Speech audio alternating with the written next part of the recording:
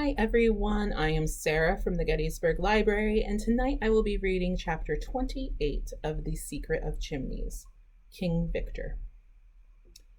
I suspected her from the first, explained Anthony. There was a light in her room the night of the murder. Afterwards I wavered. I made inquiries about her in Brittany and came back satisfied that she was who she represented herself to be. I was a fool. Because the Comtesse de Breteuil had employed a Mademoiselle Brune and spoke highly of her, it never occurred to me that the real Mademoiselle Brune might have been kidnapped on her way to her new post, and that it might be a substitute taking her place. Instead, I shifted my suspicions to Mr. Fish. It was not until he had followed me into Dover and we had a mutual explanation that I began to see clearly. Once I knew that he was a Pinkerton's man trailing King Victor, my suspicions swung back to their original object. The thing that worried me the most was that Mrs. Revel had definitely recognized the woman. Then I remembered that it was only after I had mentioned her being Madame de Breteuil's governess, and all she had said was that accounted for the fact that the woman's face was familiar to her. Superintendent Battle will tell you that a deliberate plot was formed to keep Mrs. Revel from coming to Chimneys. Nothing more or less than a dead body, in fact. And though the murder was the work of the comrades of the Red Hand, punishing supposed treachery on the part of the victim, the staging of it and the absence of the comrades' sign manual pointed to some abler in intelligence directing operations. From the first, I suspected some connection with her Slovakia.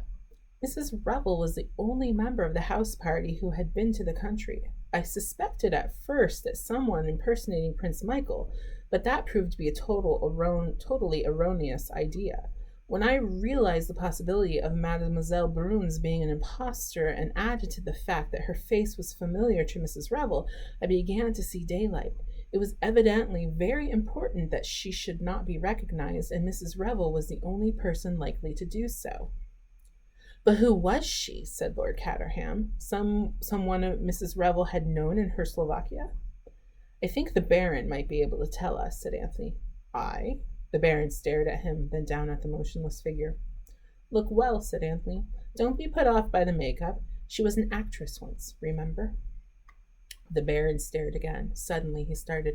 God in heaven, it is not possible. What is not possible? Asked George. Who is the lady? You recognize her, Baron? No, it is not possible, the Baron continued to mutter. She was killed. They were both killed on the steps of the palace. Her body was recovered. Mutilated and unrecognizable, Anthony reminded him. She managed to put up a bluff. I think she escaped to America and has spent a good many years lying low in deadly terror of the comrades of the Red Hand. They promoted the revolution, remember, and to use an expressive phrase, they always had it in for her. Then King Victor was released, and they planned to recover the diamond together. She was searching for it that night. She came suddenly upon Prince Michael, and he recognized her. There was never so much fear of her meeting him in the ordinary way of things. Royal guests don't come in contact with governesses, and she could always retire with a convenient migraine, as she did in the day the Baron was here. However, she met Prince Michael face to face when she least expected it. Exposure and disgrace stared at her in the face. She shot him. It was she who placed the revolver in Isaacson's suitcase so as to confuse the trail, and she who returned the letters.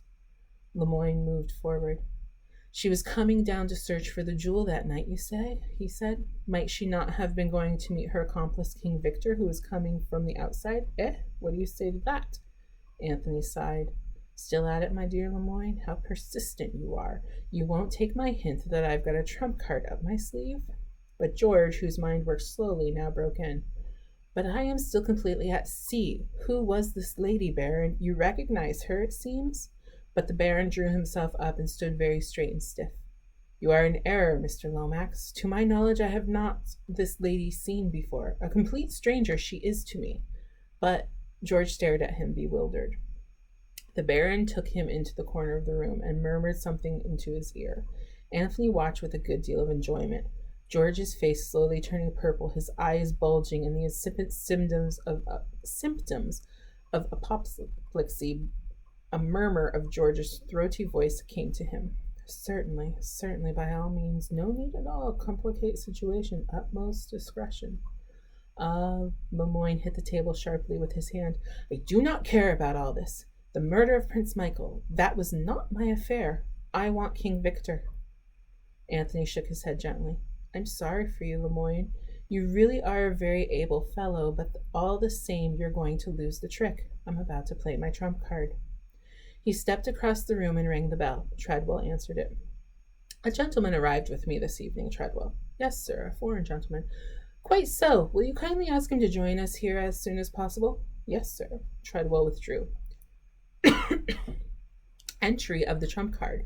The mysterious Monsieur X, remarked Anthony. Who is he? Can anyone guess? Putting two and two together, said Herman Isaacstein, what with your mysterious hints this morning and your attitude this afternoon, I should say that there was no doubt about it. Somehow or other you've managed to get a hold of Prince Nicholas of Herslovakia. You think the same, Baron? I do, unless yet another impostor you have put forward. But I will not believe. With me, your dealings most honorable have been. Thank you, Baron. I shan't forget those words. So you are all agreed? His eyes swept around the circle of waiting faces. Only Lemoyne did not respond, but kept his eyes fixed sullenly on the table. Anthony's quick ears had caught the sound of footsteps outside in the hall. And yet, you know, he said with a queer smile, you're all wrong. He crossed swiftly to the door and flung it open. A man stood on the threshold, a man with a neat black beard, eyeglasses, and a foppish appearance slightly marred by a bandage round the head. Allow me to present you the real Monsieur Lemoyne of the Suerte. There was a rush and scuffle, and then the nasal tones of Mr. Hiram Fish rose bland and reassuring from the window. No, you don't, Sonny. Not this way. I've been stationed here this whole evening for the particular purpose of preventing your escape. You will observe that I have you covered as well, and with a good gun of mine. I came over to get you, and I've got you. But you, sir, are some lad.